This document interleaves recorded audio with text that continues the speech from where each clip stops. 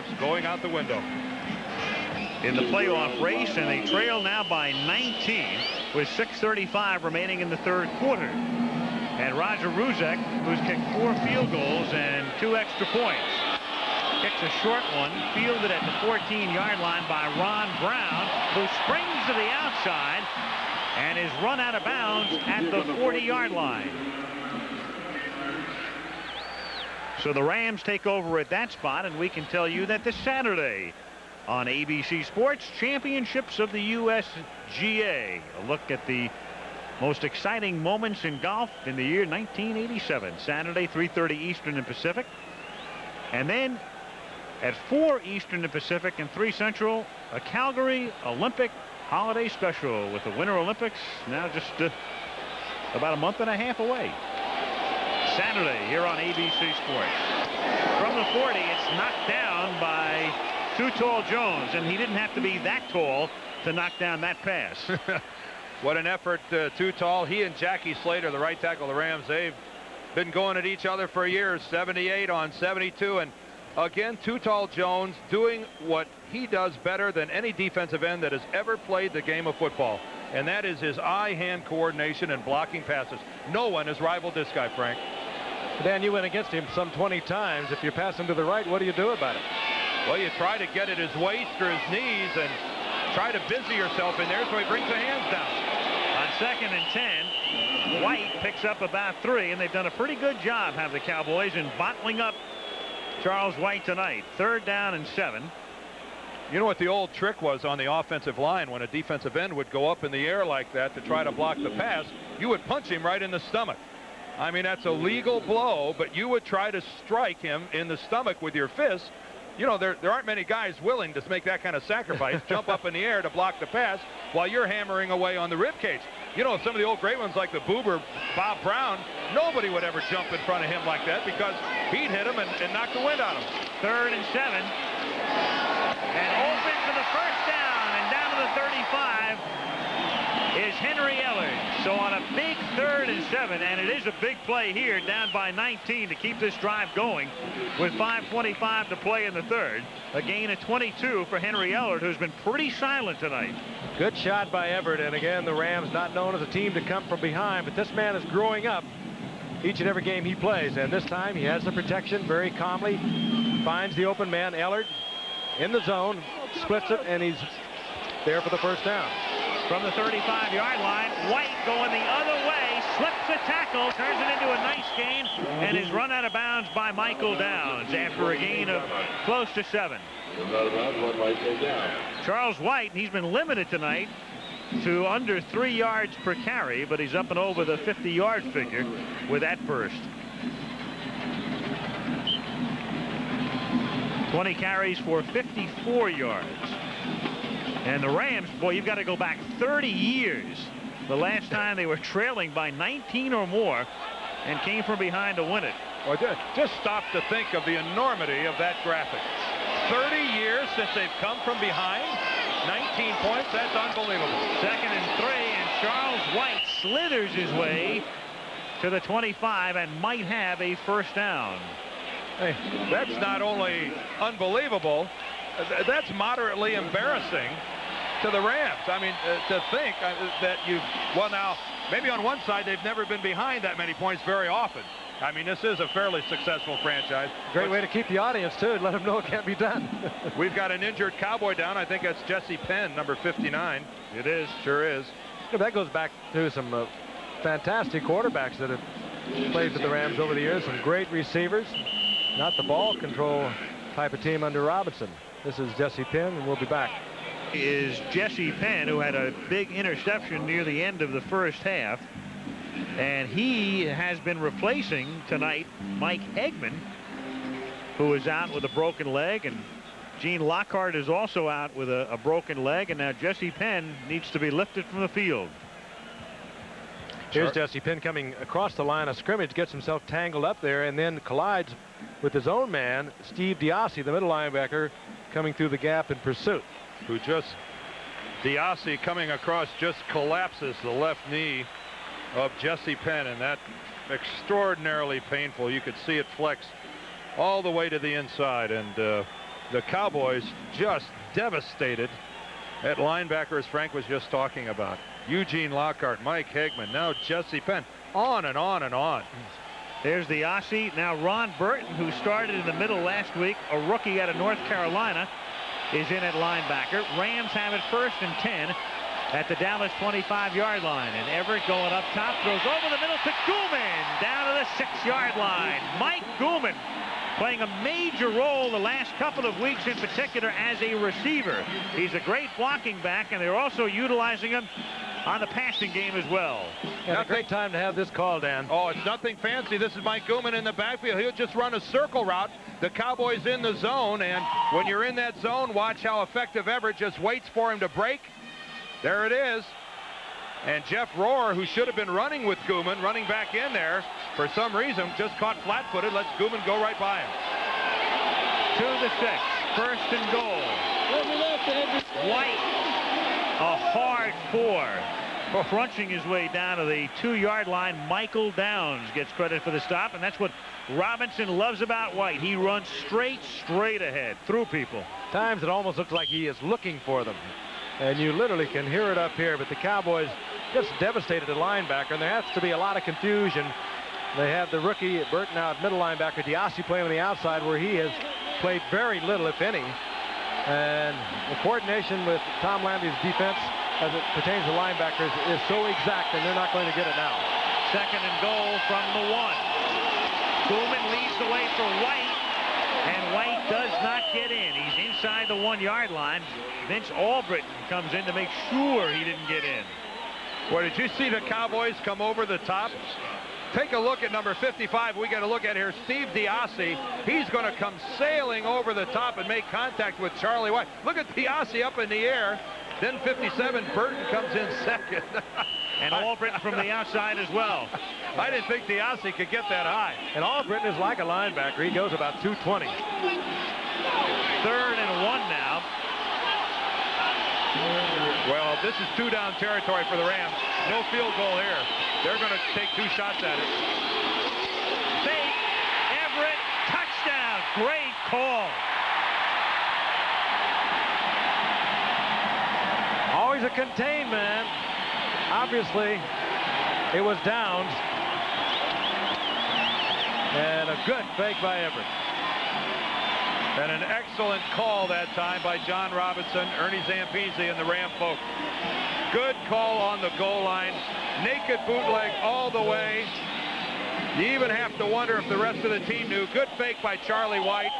And the Cowboys just caught sucking wind on the inside. And Jimmy Everett launches the old pill. Pass winds up in Santa Ana. That's an automatic fine from the NFL. He'll take it. I'm sure he cares. Dils holding. Lansford for the point after. And the Rams climbing back in it.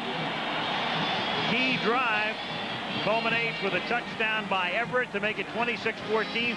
2:42 left in the 3rd. Bottom of your screen, Michael Downs looks to the inside, follows the fake of Everett, and Everett easy to the outside of Downs. I've never been in that position being an offensive lineman, but Michael Downs has to just get that big giant knot in your stomach when you go all the way to the inside and find out that your mistake has let a guy just walk into the end zone. And meanwhile, after the extra point, we've got an injured player down on the field. And there was a penalty as well against Dallas, and that's Gooman who's hurt. Mike Gooman is the man shaken up. There was a personal foul against the Cowboys, which will be assessed on the kickoff. Mike Gooman, a very key man in the Robinson scheme of things, leading the way for White. And tonight, as we've said, especially on this last drive, he made the big catch to take him down inside the 10-yard line. And so Mike Gooman assisted from the field with 2:42 to play in the 3rd and going back to the dressing room. Key man all night for the Rams, not only blocking for Charlie White, as he has been doing so well over the past few weeks, but also as a receiver out of the backfield. And let's see if we can see what happened. Here is the this is the touchdown again by Jimmy Everett. And what's interesting here, and I want to take a look at him throwing the ball up into the stands. The NFL really frowns on this because people up in the stands fight on the ball. Now, when I was playing, that was an automatic $250 fine. Now, I don't know if it's been increased or not, but that is that'll be automatically deducted Monday morning from number 11's paycheck, and I'm sure he could give a hoot. You just made sure of that. Clack takes the kick past the 20, the 30, and a nice run back by Clack out to the 37-yard line. How did you throw up there, Dan, over your career? Hey, Al, the last time the NFL missed a fine was before the Rams made a 19-point comeback. It was longer than 1957. Right. 12 teams in the league, each playing 12 games, right? Nobody has avoided the Grim Reaper there in a long time. They were the Boston Redskins when they last missed a fine, right? I think. We have a lot of time for historical happening here on the part of the Rams. Last time the NFL missed a fine was even longer ago than you bought dinner, Al. All right. From the 38-yard line, 1st and 10 Dallas. As Herschel Walker takes it out to the 50-yard line. I think we have a casualty with the umpire there as well. Herschel's getting everyone tonight, including Hendy Ansich, the umpire. It's tough out there. Here's Cosbie coming back, and it's tough playing nose tackle too. And Meisner goes down, sliced there by Cosbie, and Walker just lowers his head and starts carrying folks. Correct me if I'm wrong, guys, but isn't that new rule in effect where if you come from more than 2 guys away, you got to block a guy high? You can't go down to the ankles like that. From the 49-yard line, Dorsett.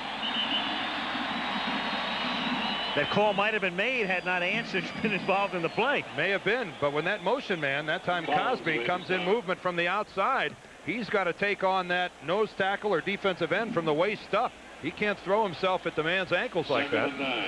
You know what happens? You know why you don't do that? Because more often than not, you end up injuring your own guy. You end up rolling up the back of one of your own offensive linemen.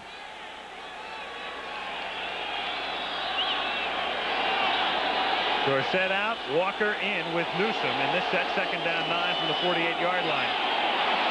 Walker down to the 42. It's going to set up a 3rd and long 2 with Greg Meisner in on the tackle. And in these situations, for the most part tonight, Landry has been going to the air on 3rd and short. 54 seconds to play. 3rd quarter, 26-14 Cowboys.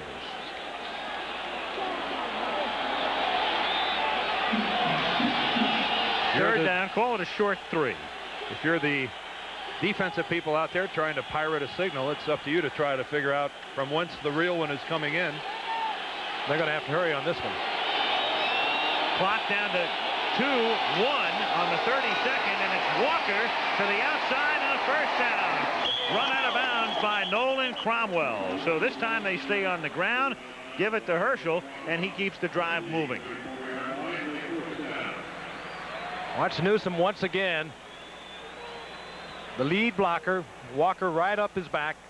And even though the man goes down, Walker follows the block of Newsom, gets to the inside, spots the 1st down yardage. Had a thought about turning it upfield, changed his mind, stepped out of bounds, but he gets the 1st down inside the 35. What a combination they have been, Walker and Newsom, all night. Herschel Walker, he's carried for 87 yards on the ground tonight, a 6.2 average. There it is. Walker in motion from the 34. And Pelluer going deep for Barksdale. Incomplete. Covered well on the play. He couldn't get behind Jerry Gray. And Barksdale is a sprinter. Jerry Gray again, perfect position. We've seen it on the part of Irving earlier tonight. And now Gray on the fly had it absolutely timed out beautifully. And Barksdale perhaps saved the possible interception. I was going to say, how does Pelluer throw this football? I mean, Jerry Gray is 2 yards beyond Barksdale. I mean, in absolutely perfect position. And Pelluer just throws the ball up for grabs, and if it's not for the great effort of Barksdale, it's easily intercepted by Jerry Gray. A poor throw that time, Steve Pelluer. 2nd and 10, 34-yard line.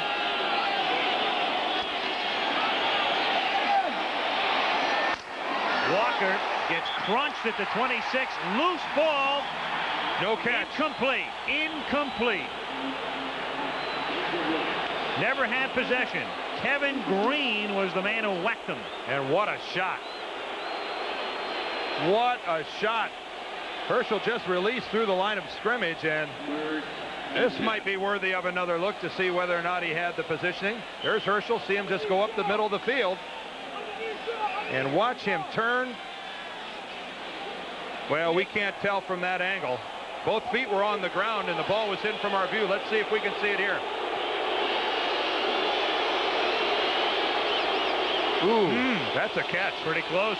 We're going to have to maybe look at that one more time. 3rd and 10. Play stands and not reviewing it. 3rd and 10 from the 34. And overthrown, intended for Renfro, who was cutting across the middle. So 4th down now. Keep in mind that if you have possession and both feet come down on the field, you have possession of the football. It is a catch. Now let's look at this. The 84 you see is Cosbie. Going to have to look through him a little bit to find Herschel Walker. Okay, there's Walker coming into view. All right, both feet are on the ground. Oh, he's got the ball clearly. That's a catch and a fumble. He certainly had it in slow motion. Kevin Green, what a hit he put on him. Kevin Green, the Rams will use him as a defensive end and as a linebacker. How'd you guys see that? As a catch. I saw it as a catch. He had both feet. He had it tucked away, and Kevin Green came in, caught it with his helmet. You guys kind of left me out there all alone. That was the plan. I saw it as a catch, and I don't get any confirmation here. Why we just see it so differently when we see it in slow motion. Well, that's why we have instant replay, I thought. That's the purpose of having the system. The Cowboys have, at least at the moment, opted to punt instead of attempting a 51-yard field goal. Delay 30 seconds. Penalty is accepted. 4th down. And as long as it's a little coffin corner attempt anyway, Cowboys don't mind giving Saxon the extra 5 yards with which to work. Rams sent 2 men back.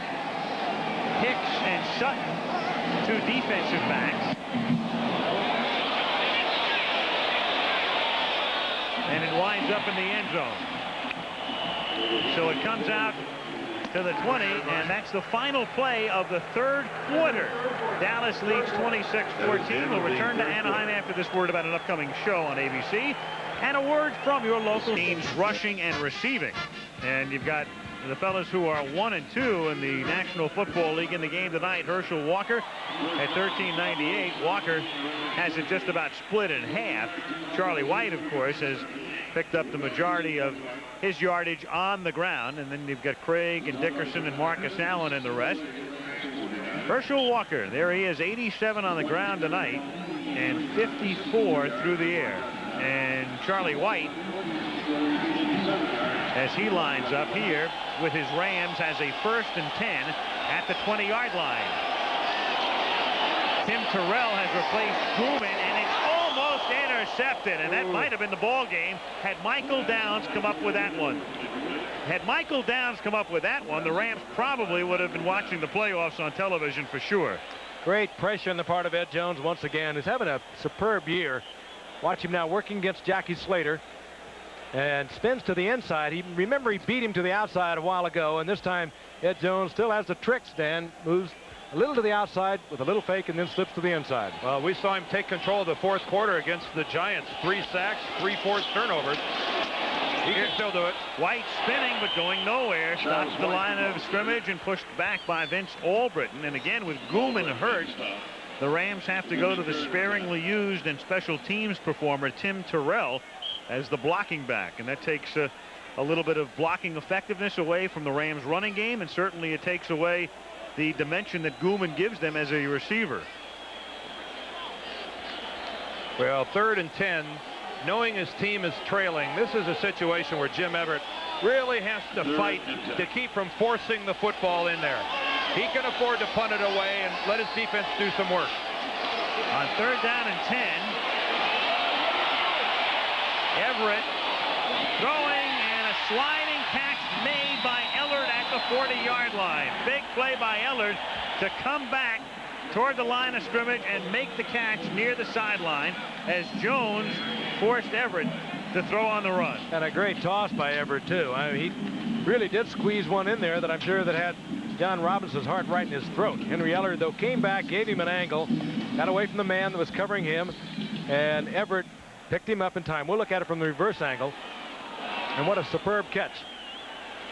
Well, that's Victor Scott trying to get in there late, and the Cowboys totally screwed up in their coverage. Terrell goes in motion, and White turns it back, and Charlie gets to the 41-yard line. Gain of 1. Downs and Jones in on the play. Danny Noonan in there as well, who's playing a lot for Randy White these days. The heir apparent to that right defensive tackle spot as Charlie White continues to go. There's the lineup now. Danny Noonan playing inside along with number 99 Kevin Brooks. Jones and Jeffcoat the ends. It's going to be a real good front four. Ed Jones will be the first to go out of that group, though. On 2nd and 9. Everett steps up, throws over the middle and incomplete. Intended for Ellard, covered by Francis.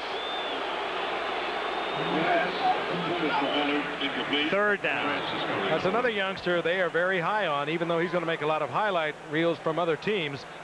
Giants burned him. He's been burned considerably, but when you're a rookie starting at a cornerback, they're going to work on you no matter who you are. But they seem to feel that Ron Francis is going to develop into a fine cornerback, and that was good coverage right there. Well, here we go with 3rd and long again for Everett. Last time he had to scramble, got to completion. Let's see what kind of magic he can work now on 3rd and 9. From the 41. Dallas leading by 12. Oh, Jeffcoat got him, twisted his knee. Oh, or an ankle as he grabs it. At the 34-yard line, and he lost the ball, but after the play had been blown dead. Oh, you see that so many times. That right end comes in from behind.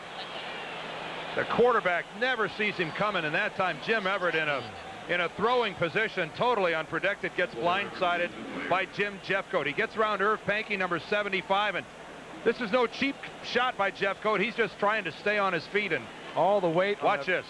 One leg just as he goes down. The right ankle. Look at a twist. Or don't look at a twist. And look at that. Jim can't even get out from underneath it. Jim Everett, Jim Jeffcoat, the man making the play. He'll step forward, and to get the drive, get the power into the ball, he has right there all the weight on the right foot, just as Jeffcoat gets in for the tackle. Now the good news there is, as you can see it, is that Everett's cleats weren't down in the grass. He got his foot up off of the turf, and at least the cleats weren't stuck in the grass, because if the cleats were in the grass, well, you might have been looking at something devastating there. So Robinson is out with him. The Rams' backup quarterback is Steve Dils, who saw some action last week in the Atlanta game. The Rams were blowing the Falcons out, and he was 5 for 5 as Everett gets help to his feet here. And his getting up and getting off is all because those cleats weren't down in the grass. That could have been the ankle. It could have been a knee or anything had those cleats stuck in that grass. Yeah, I think we're going to get a good look at it here. Now let's take a look right there. There's his right leg. Now watch, see it start to bend, but now watch it come up off the grass. See, it's up off of the grass, and they're in the crook of Jeffcoat's elbow. Boy, and that's the difference that Jim Everett is walking off gingerly, I think, and being carried off the field. You'll recall in that Washington game that we did on a Monday night last month, Everett had to come out in the first half with a bruised knee that night as Dils came in for a couple of series. But right now, all the Rams are thinking about is punting as Everett goes to the sideline, and Dallas will get it back. Dale Hatcher to the 23-yard line. Kelvin Martin hit by the ebullient one, Norbert Van, after an 8-yard run back. Not a game for little children. No. Or big ones. Oh, I don't know about that. Insane ones. Speak for yourself. We'll be back. 12:25 to end. The Rams are higher than a kite, have a playoff chance, but now all of a sudden in deep trouble and in danger of falling out of the playoff picture. And Jim Everett on the sidelines, the one man who probably could bring them back if they had a hope to come back. And there he is as they work on the Rams quarterback. And again, it's Steve Dils who would come in the next time the Rams have the football. But for the moment, they have to stop Dallas. And it's Dorsett who gets stopped back at the 29-yard line. Losing a couple, and there is Steve Dils, who played during the strike. He was 5 of 5 last week in the fourth quarter against the Falcons, and he completed his 2 prior passes in his previous game as well, so he's completed his last 7. I hope he remembers to change hats before he runs on the field. 2nd and 13 from the 28-yard line. Pelluer to Cosbie, incomplete. Covered by Stewart. 3rd down and 13. Now there's Pelluer, and we talked about it earlier.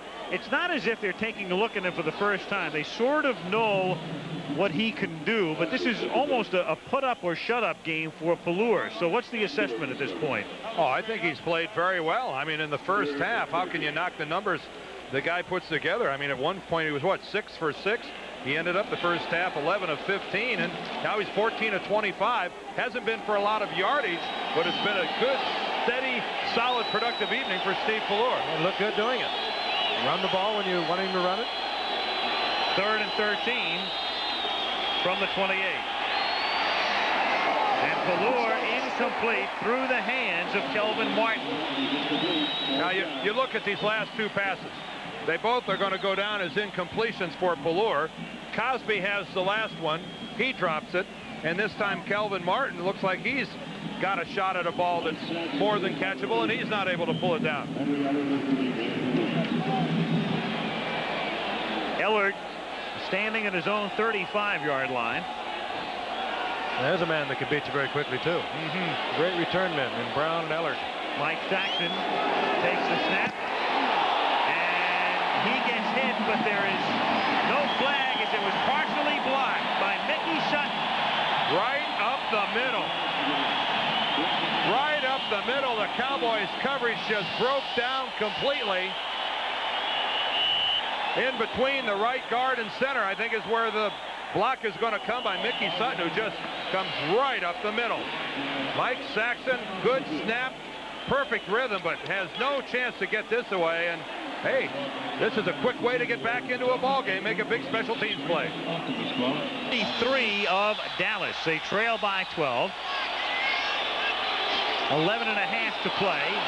Charles White hit hard by Albritton and Jeffcoat. Word on Jim Everett is we might see him again. They've worked on his ankle. It looks as though they've taped it up, and he might just miss this series. As we look at Steve Dils, he's a man that John Robinson knew when he was coaching at USC. Steve Dils from Stanford went off to Minnesota, and Rams reacquired him in 1984, or acquired him in 1984. But John Robinson remembers him well from big days at Stanford. So a backup quarterback and a backup fullback in the lineup for the Rams.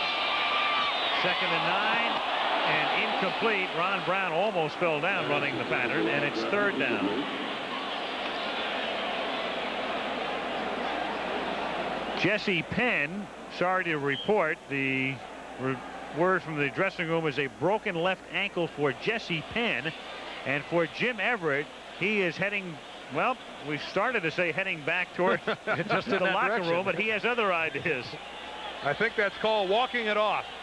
He's tough. Al mentioned it a moment ago. We saw him shaken up and look as though he would not come back in with a bruised knee against Washington, but he did. Hey, he's got reason to come back in here. 3rd and 7 from the 30. Flag and a sack, but a marker at the line of scrimmage, and another one. Face mask on Brooks. Boy, Dils went to Jim Tunney, begged for the call, and got it. Did you see that? Dils on the ground turned and pleaded his case to Tunney, who reached in and threw the flag. There are offsetting fouls. Illegal motion, offense, 75. Face mask, number 99, defense. Penalties will offset. 3rd down. That's Irv Pankey, the left tackle, who just dropped his rear end and started to glide back into his pass set just a half a count before the snap of the football, and that negates the face mask by Brooks. Sometimes happens when you say Dan, when you have a new quarterback in there, different count, different beat, different rhythm. All the time. You're exactly right, Frank. There's the face mask. A good shot of it there, guys. Kevin Brooks with the left hand right in 3rd and 7 from the 30-yard line. And over the middle, ripped is Brown. Oh, did he take a shot from Ron Burton as he was juggling it? I mean, you're in a dangerous zone over the middle to begin with, and then when you juggle one over the middle, that's the price you pay. Let's take a look at Brown once again. He is in full stride coming across the field, gets his hands on the football, tries to collect it again on the bounce, and really takes a shot from the rookie Ron Burton. Goes for it again and just catches it right in the chest from Burton. Pretty. You could hear the crowd groan in the background. They're getting a look at that. So the Rams now with a backup quarterback, a backup fullback, a backup guard because Harris hurt. And for the moment, at least, Brown is at least okay enough so that he'll be back in very shortly. Well, if I'm Ron Brown, I'd at least tell everybody, I don't want to hear any more of this stuff. I'm nothing more than a sprinter. I think he's proven himself getting up and coming off the field after that as being a pretty tough guy as well. Pretty much of a tough guy. Mike Goulman hurt earlier and has had a big night with 5 receptions, but gone for the evening, obviously, as Hatcher or Lansford comes in to attempt a field goal from 48 yards. And with Dils holding, the kick is no good.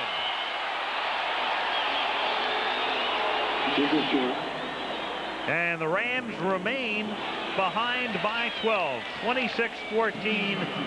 Cowboys with 10:25 to play. And a pretty cold finish. 6 of his last 18. He has not connected on his last 5. His last completion was that 27-yard touchdown pass to Cosbie, which was not a particularly well-thrown ball. That came on the play when Nolan Cromwell fell down. Keep in mind, his last 2 were drops.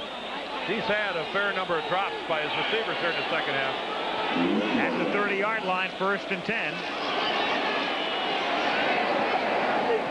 And nobody near that one. 2nd down. 10:21 to play, 4th quarter. Again, the Rams still alive, hopeful of a playoff berth, but they must win tonight. Then they need a Minnesota loss, a St. Louis win, and a Rams win next week to make the wild card.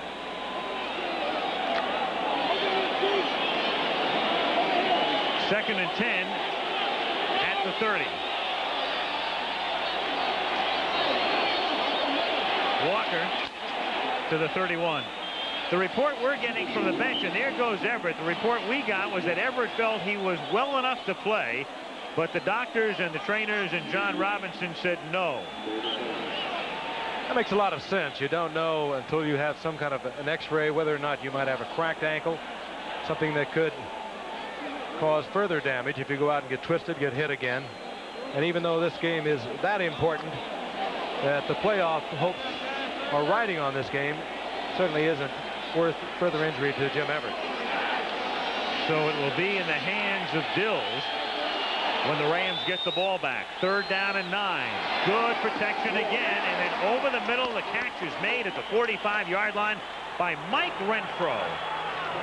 Several great years with Houston, now with Dallas, and he'll decide at the end of the season whether or not he wants to come back in '88. Working against his own, taking it down now straight across, clearing the linebacker. And there's a shot by Pelluer. Well thrown by Pelluer this time, and he has thrown the ball very well. You know, going back to the thing with Everett and the conversation between the doctors, the coach, and Jim Everett, only one guy in that group has the vote, and it's the doctor. If the doctor says that Jim Everett can't go back in the ballgame, it really doesn't matter what John Robinson or Jim Everett wants to do. From the 46-yard line. But it is nice they don't fight about it. They all get along down there. Herschel Walker for a couple. Who knows? Maybe they're fighting in the tunnel right now. Decision was made by Dr. No. Dr. No. No, you never quite know about an ankle. You twist it, and there could be a crack, something that could cause further damage with any kind of a blow, any kind of a twist. Certainly not worth taking the shot. 2nd down, 7. Dallas ahead by 12. Boy, that offensive line is doing a great job, and it's incomplete. Pelluer having a lot of time, but Cosbie unable to catch up with it. Third down. Collins were covering. Cowboys home next week, and they'll wrap up the season. Back-to-back losing seasons for the first time in 23 years. They'll meet St. Louis. There it is tonight. Herschel Walker. A chance for the Cowboys, I guess, to play spoilers 2 weeks in a row. A win tonight knocks the Rams out of the playoff picture, and that game against St. Louis next week at home at Texas Stadium may have meaning for the Cardinals as well. So Dallas in a position to make everybody's life miserable. 3rd and 7. Pelluer going deep down the sideline, and the catch is out of bounds by Barksdale. Boy, that's the way to stay with the football, though. That ball was underthrown as well. That time Barksdale, just an excellent job of concentration. Clifford Hicks is the Ram defensive back who's got the coverage. Tightrope the sidelines. Let's all take a close look at this. Did he get them both in? Boy, that's nice sleeping. See how the official works there? He gets right on the sideline. No, he didn't. And he didn't get them down, but see how the official was right on it. When he had a chance, he stepped right in, lined himself up with the sideline, and he was right on top of it. Mike Saxon, whose last punt was partially blocked and was only a 5-yard kick. And that'll wreak some havoc with your punting average. And the rush was on. A fair catch is called for this time and made by Ellard at the 9-yard line. And so the Rams and Steve Dils start at their own 9 after a 41-yard kick. 7 minutes, 59 seconds remaining in the 4th quarter. And Steve Dils, the Stanford grad, coming out to replace Everett. We can see Dils from the 9. Pump fake, going deep, and incomplete. Intended for Brown, and Brown was out in front and couldn't hold on. If Dils makes any kind of a decent throw there, that is 7 points Los Angeles. Ron Brown in extraordinary position, and the ball thrown clear out of bounds. And it was man for man. Dils did not have to worry about inside coverage. Everson Walls beaten again by Ron Brown, who's ran by him 2 or 3 times tonight. I mean, look at this, Frank. He's a good 3 yards beyond Walls. What could Walls have been thinking about? Protecting a lead and let Ron Brown whiz by him like that. I think it's a lack of playing time and unable to read the defense to see that it was single coverage, and that he could have let him to the inside or let him certainly straight away. 2nd down and 10. Terrell makes the catch, gets to the 19-yard line, still short of the first down, tackled by Albrecht.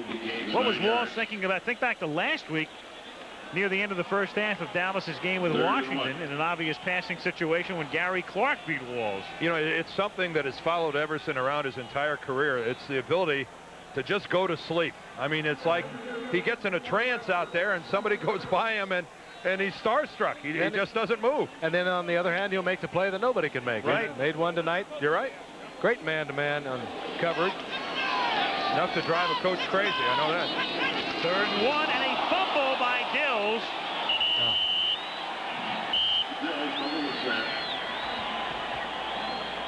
Dils fumbling the snap on a best-case basis for the Rams, and they do recover. It's still 4th down. So now it's 4th down, 2:7:08. And Robinson saying, stay in, go for it. This might be it. Yep. Trailing 26-14. 4th down inside your own 20, and it's a good, healthy 2 yards, too. Because if you don't make it, the Cowboys are automatically in field goal range, and a field goal would probably write a finish to the Rams, because that would make it a 15-point lead. I don't know if I can agree with this. I mean, almost 7 minutes left in the ball game. I mean, it's over if you don't make it here. I might have punted the ball away. 4th and 2, they go to the air. High percentage pass, but incomplete. Intended for Tim Terrell. And so the backup quarterback throws to the backup fullback, and now the Rams are backed up and probably backed out of the playoffs. Bail's been made by one man, the head man, and again, with plenty of time to play, he decided to go on 4th and 2. It's not a running situation. Dils fires it out there. Catchable football, no question. Terrell. And Manny Hendricks on the coverage, but that was one that should have been caught for the first down, and the frustration on the part of Terrell. He knows he should have had it. Well, they'll be talking about this call by John Robinson for a while. I don't know if there's a statement there about his defense and maybe not having enough confidence in them to get the ball back. You're only 2 scores away. 2 touchdowns from taking the lead. 6:35 can be an awful long time in a football game. Certainly enough to get 2 scores. Dallas at the 19-yard line. Oh! And a fumble. And somehow Dallas winds up with it. And since that fumble was pushed forward, that's the reason for the flag. It looked like rugby for a moment. Yeah. No foul. Ball dead here. Recovered by 16. What he was doing actually was marking the spot when the play was whistled dead. Illegal advancement of the ball, I think, is one of the rules back on page 189, paragraph 3, column 4, line 17 of the NFL rulebook. It's not actually a penalty, though the flag was dropped. Right. The flag was indicating that's the end of the play right there. You just don't get the free yardage. Right. At the 27-yard line, 2nd down and 18. Dallas almost let the Rams right back into it. Herschel Walker takes it down to the 22-yard line. And the clock continues to run under 6 minutes now. Once again, the communications. And this time the conversation with Paul Hackett upstairs on the part of Tom Landry. And then this play sent in Danny White on the left, Paul McDonald on the real right. Committee going for him. 2nd and 3rd string quarterbacks, respectively. And the first stringer for tonight, Steve Pelluer. Out of the shotgun on 3rd and 14 from the 22-yard line. Walker to the 20-yard line, and all they care about is keeping possession and getting Ruzek a decent shot at a field goal, because a field goal would just about do it. Well, the field goal now, if it's good, forces the Rams to score 3 times. Because now it would take 2 touchdowns and a field goal to get the lead. This would give Dallas 29 points. 2 Ram touchdowns would only give them 28. See, that's where the 2-point conversion would come into play.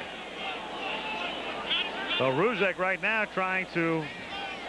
That's right. I think the NFL should have the 2-point conversion. If that was the case, it would still, this game could still be tied up with 2 scores if Dallas makes this field goal. I second the motion. For the moment, though, here's Ruzek attempting his 5th field goal of the night, and it is successful for a new Dallas record. 37 yards for Ruzek, who earlier this season kicked 4 in 1 period in a Monday night game, and he has now put his name into the book alone, eclipsing the mark that he had shared with Rafael Septien, Danny Villanueva, and Tony Fritsch, who did it twice. Ruzek with 5 field goals to make it 29-14. That's Ben Agajanian, the kicking coach for the Dallas Cowboys. Saw the back of his head congratulating this youngster, and he hasn't even come close to missing tonight. And that really makes it difficult for the Rams. Just about slams it right in their face. Rams favored by 7.5 coming in, and in arrears by 15. What a tough year for John Robinson. Again, with all the acrimony surrounding Eric Dickerson, finally the trade, 1.1 and 7. And they come back and win 5 in a row, get back in it when no one thought they could. And playoff hopes are fading rapidly. Well, if the Rams go ahead and lose tonight, Al, this will be John Robinson's first losing season in the NFL. And how far back do we have to go to find a losing season in this guy's career? Well, he has made the playoffs in each of his first 4 seasons as a head coach, and only Paul Brown and Chuck Knox have done better than that. Brown made it in his first 6 years, Knox in his first 5, and this will snap John's string, but it's been a long time since he's had a losing season. He's down by 15. The kick by Ruzek is a grounder that's fielded by Terrell and run back out to the 25. And Roger Ruzek with 5 field goals tonight. If you're wondering about the league record in a game, 7. Jim Bakken did it in 1967 for the Cardinals against Pittsburgh, and there have been 6 kicked by a field goal kicker on several occasions, including Bakken and Ray Wershing among the others who kicked 6 in a game. We will all be in Calgary. That's right. That sign is prophetic. The Winter Olympics. From the 26-yard line, Dils to Ellard. He's out of bounds at the 32, stopping the clock at 4:19. And Dan, you were wondering about Robinson in a losing year. He coached at USC between 76 and 82 and didn't come close. No, there was nothing to having there. The worst season he had at USC was 8-4 in 77. So I guess you go back to maybe when he was coaching high school.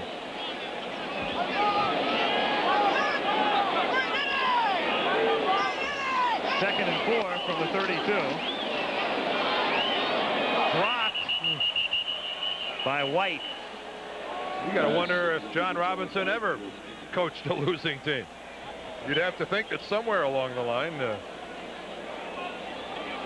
You know what John Robinson, by the way, asked me to do tonight? I guess I'll get it in here now. He asked me if I would say hello to his very close friend, Bo Schembechler, who's recovering from quadruple bypass heart surgery. And, of course, Bo, my old college coach. So, Bo, on behalf of both of us, get well quick. Your guys are waiting for you in the Hall of Fame Bowl, I guess.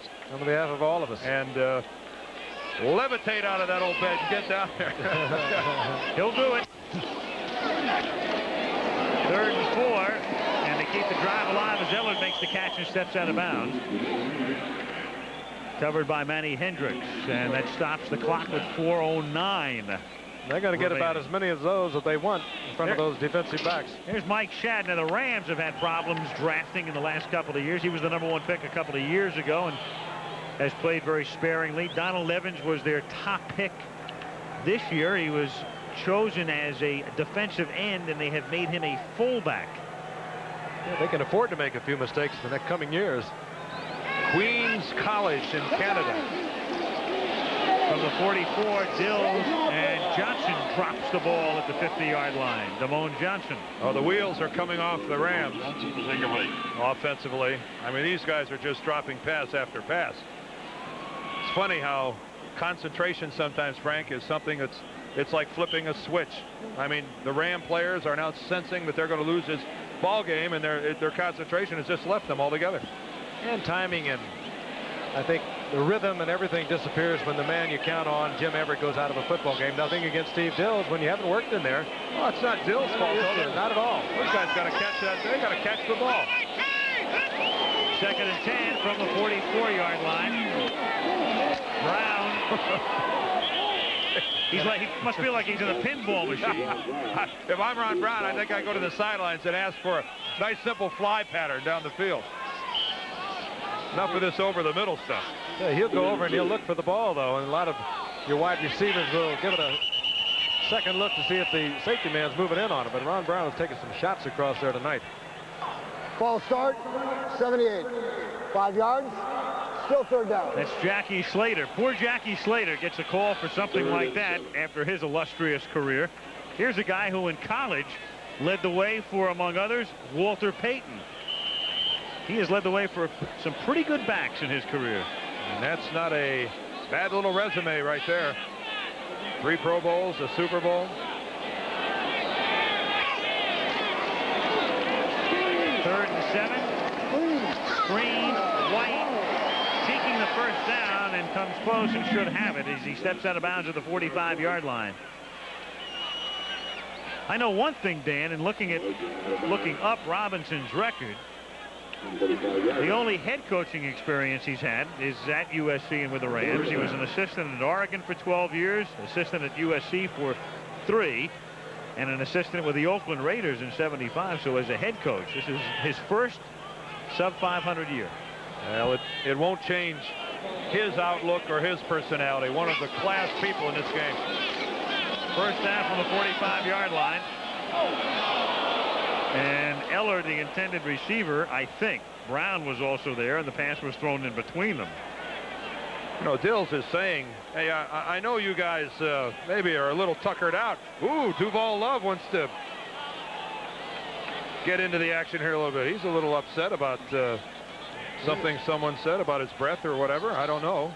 He was getting it off Danny Noonan. Danny Noonan holding his hands up saying, what did I do? We might have to keep an eye on these two this play. What do you think? Well, maybe a little spotlight on Mr. Noonan and Mr. Love. No love lost. No.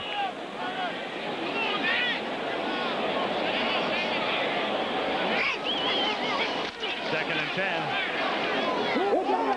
for Johnson, and a flag goes down in the backfield. We're going to get roughing the quarterback, I believe, and I think it's Danny Noonan who comes around on an inside loop. They had a little line stunt to the inside. Noonan loops around to the other side and steamrolls Dils, but after he threw the ball. Here, let's take a look. This is Danny Noonan lined up right here. We're going to see a Dallas line stunt. He'll go around, and then he'll run around the quarterback. Randy White goes to the inside. Danny Noonan clears off, and the ball already gone, and he lowers the shoulder into Dils. That's a no-no. You only get the one step. Anything more than that, they're going to call roughing the quarterback. It's a little different than you would get in college, wouldn't you say, Dan? Yeah, that's a hit I think in college football you get away with. That would have been perfectly all right. Yeah, and he's just a rookie. Number 1 from Nebraska. A stout lad. First down at the 30. Dils, and is the catch made by Johnson? Yes, at the 15-yard line. He hangs on. Some of your basic fancy catching. A good effort that time by Johnson, and Dils needed it. The guys have been dropping him all over the field. It's hard to fault the way Steve Dils has been throwing the ball, and he delivers this one, but back behind. Now that's hard to do. Look at Damone Johnson. Stay with us. And caught, and for the touchdown by House. Kevin House makes his first catch of the night. Good for a touchdown from 15. Former star of Tampa Bay with a lot of speed, has not seen that much action. Only 5 receptions on the year. Took it straight down, broke it out to the sidelines, and Dils was right on target. I have to think as we look at this touchdown by Kevin House. I mean, we're looking at a 29-20 ball game. It's going to be 29-21 after the conversion. We have to go back to the Rams trying it deep in their own territory on 4th and 2. And you also go back to the Rams taking 3 points off the scoreboard in the first half. Kick is good. That was a critical decision they made in the latter stages of the first half. Took 3 off, and it turned out to be 3 on for Dallas after the Jesse Penn interception. You couple that with the going for it on 4th and 2 at your own end of the field, and the Rams, even though they're still within striking distance with 2 minutes and 38 seconds left in the ball game, only down by 8 points, that margin ought to be a lot less. That huddle discussing what will in all probability be an onside kick. There might even be some question about that. Well, timeouts remaining. How do you go for it on 4th and 2 in your own end of the field and not go ahead and go for the onside kick? Now, if they go ahead and kick it, I think we're going to see one extreme to the other if they don't try the onside kick.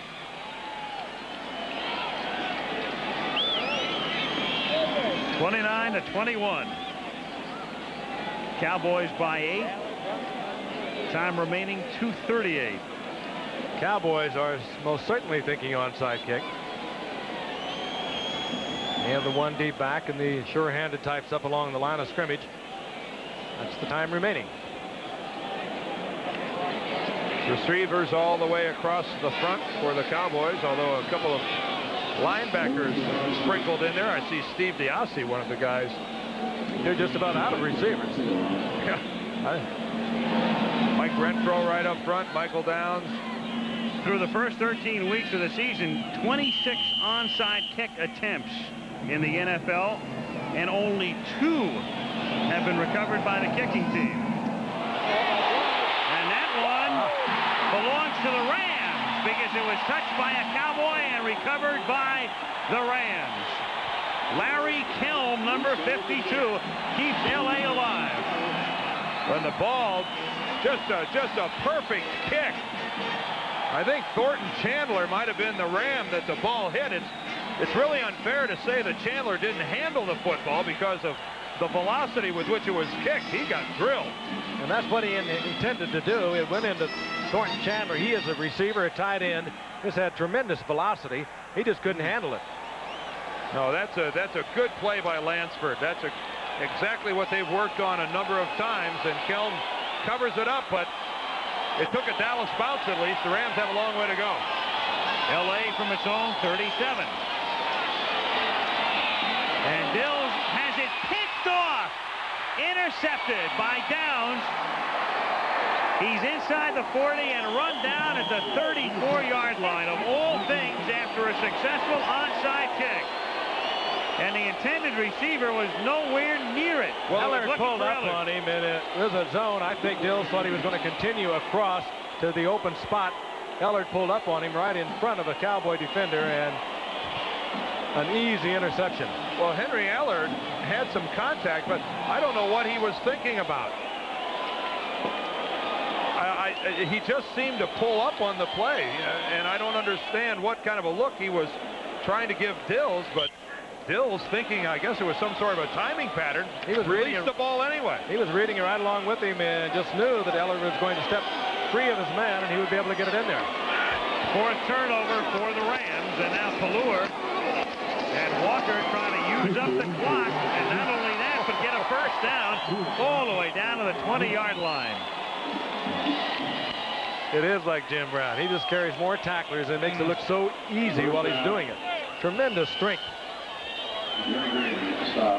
And the Rams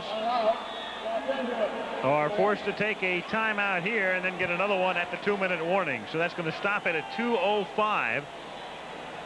And another look now at the interception with Ellard on the right side just pulling up and right into the hands of Downs. Right there you see Ellard standing on the 45, and it's pretty tough for a quarterback to try to throw it to one of your receivers who just pulls up and comes to a stop next to the opposition's defensive back. It's standing hand in hand there. A little difficult to make a completion. Cowboys 1st and 10. It's great to take your timeouts on defense, as the Rams are doing, but not after a first down. What you want to do, obviously, is force them into a situation where they have to give up the ball on downs or force them into kicking a field goal or whatever. But Walker picks up the first, and the Rams have to take a timeout anyway. And Herschel up and over 100 tonight. Yeah, about 20 of those yards he's been carrying Los Angeles Rams with him. Had a power performance tonight. His other three-figure game, 173 in overtime at New England. And Walker now has 104 yards on the night, and that takes us to the 2-minute warning, and it's the 4th time in Herschel's brief NFL career he's been up and over 100 yards. 2 minutes to go with Dallas on top by 8. 2-minute notification. Just thinking about running out the clock. Rams can stop it twice more. 2nd down and 9.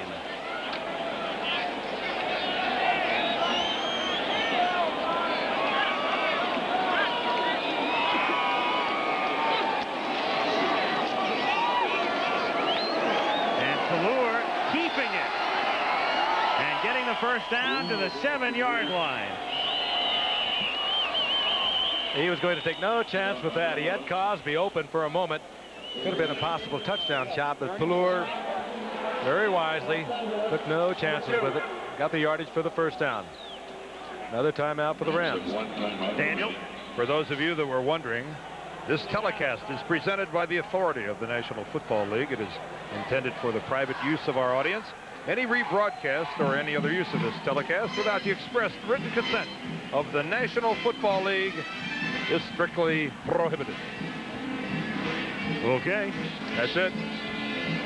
A few of the fans have remained, and there are a lot of empty seats here in Anaheim. Tonight on Nightline, can willpower heal? Nightline looks at some evidence of the impact the human mind can have on human illness. That's tonight on Nightline, following your late local news. Monday Night Football, produced by Ken Wolf and our director Larry Cam, our technical director Joe Shavo, halftime producer Mike Pearl.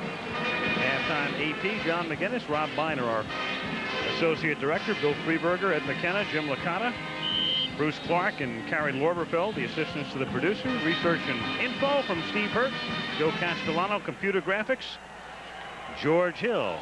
Stats up in the booth, and Malibu Kelly Hayes, our spotter. From the 8, first and goal. And just eating up some time is Herschel Walker, like punching the clock at this point. So the Ram win streak will come to an end at 5. Cowboy losing streak comes to an end at 4. White had run for 100 yards or more in 5 straight games. That will come to an end. Everett had thrown a TD pass in 7 consecutive games. And that will summarily terminate. Summarily terminate? Absolutely. That needs Finney. It'll be over too, right? Yep. Gonzo, 3-0 mark. A little bit better night for Tom Landry Ball tonight. Start, number 76. Then 5 yards, still second down. A year ago when we were in here in that Sunday night game, and the Rams not only won the game 29-10, but Tom had to be taken under the stands and re-emerged with a bulletproof vest after a death threat. A scary night. He was able to joke about that. He says the only threats I'm getting now are in Dallas. My old teammate with the Giants has seen just about everything in this game. Was it taken a couple of weeks ago when he was criticized from top level of management, the owner, Bum Bright? Handled it well. Now, Bum Bright, I think, was a little sorry that he'd even gotten into it. He was called at home after the Atlanta game and called the play calling horrible, and then he wound up calling Tex Schramm about a half an hour later, and he said, I think I did something I shouldn't have done. They're not used to losing in Dallas, although they're getting a 2-year dose of it. And as we talked about at the top of the telecast, when you look at the age of this football team, tonight's win notwithstanding, it's going to be a while, I think, before the Cowboys are all the way back. 3rd and goal, and it's Herschel Walker who is wrapped up at the 5-yard line. And unless the Rams elect to use their final timeout, this one will go into the history books. And that's the way it appears, as John Robinson will walk across the field to congratulate Tom Landry. And it's St. Louis and Minnesota still alive in the NFC wild card race. And what it amounts to is if Minnesota wins, they're in. But if they lose and the Cardinals beat Dallas, St. Louis is in. There's your final score as Dallas beats the Rams 29-21. Al Michaels, Frank Gifford, and Dan Deerdorf saying good night from Anaheim, California, where this ABC Sports exclusive has been brought to you by Miller Lite. For great taste, there's only one light beer. Bye.